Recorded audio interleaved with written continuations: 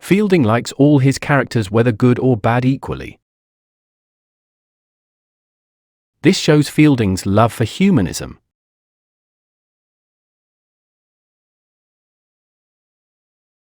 Another contribution of Fielding is that he came up with a new notion about the novel, which he calls a comic epic in prose. In this kind of novel, a plot of epic is invented with as much a variety of characters as possible, depicting all shades and colors of life quite realistically. And Fielding seems to have practiced this new theory in almost all his novels. Another feature of his theory is that both events and characters should be presented with an air of comic about them. This, however, does not employ exclusion of serious vision about life.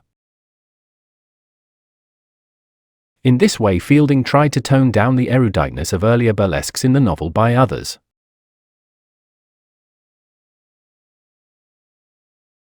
Before taking up writing novels as a profession, Fielding had composed a few dramas. He knew the significance of dialogues quite well in unfolding the character's real psyche as well revealing the action itself. The introduction of dialogues instead of letters is another contribution made by Fielding. His dialogues are lively, natural, and revealing. And there is a rich variety of it, ranging from serious, joyful, ironical, satirical, humorous, and sentimental to realistic.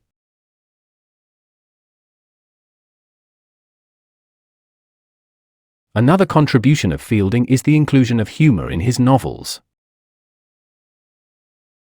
Humor was just fragmentary in the earlier novels, but in Fielding it became the very soul of his novels. That is one reason he called his novels comic epic in prose. He knew that through humor he could expose the incongruities and inconsistencies of life without causing offense to anybody. All shades and kinds of humor are there in Fielding, but it is mainly farcical. His Tom Jones, Joseph Andrews, and Jonathan Wild all contain exuberant expressions of it. Fielding's humor is like that of Shakespeare. It shows tolerance, understanding, and forgiveness on the part of the writer. It is something which was unheard of before Fielding in the fiction.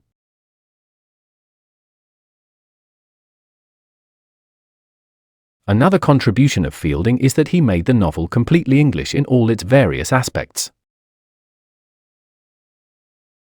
His themes, characters, stories, and places are indigenous. In this way he proves himself to be essentially native and English in his approach.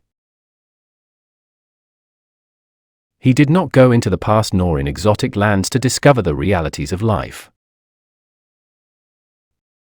He embodied everything locally. He also did not draw his satires or plots from foreign sources. Everything is just native. Walter Scott rightly remarks, the persons of the story live in England, travel in England, quarrel and fight in England. All the characters mentioned in his novels come from the 18th century England. They uphold ideas, motions, and beliefs characteristic of that age. Even the inns, the roads, the highways mentioned in his novels can be traced in England.